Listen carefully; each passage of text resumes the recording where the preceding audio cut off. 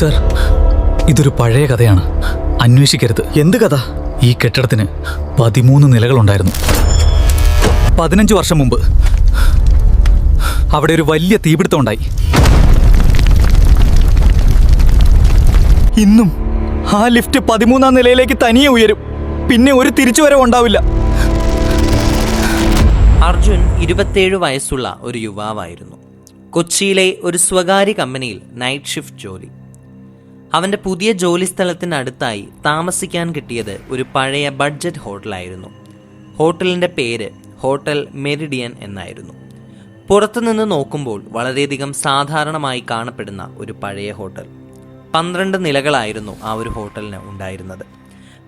Arjun check in ചെയ്ത ദിവസം receptionist അവന് റൂം 1207 എന്ന് പറയുന്ന റൂമിൻ്റെ ചാവിയാണ് കൊടുത്തിരുന്നത്.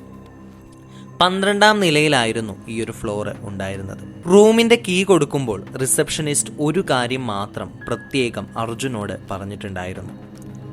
രാത്രി 2 മണിക്ക് ശേഷം ലിഫ്റ്റ് ഉപയോഗിക്കേണ്ടി വന്നാൽ ഗ്രൗണ്ട് ഫ്ലോർ ബട്ടൺ മാത്രം അമർത്തിപ്പിടിക്കുക.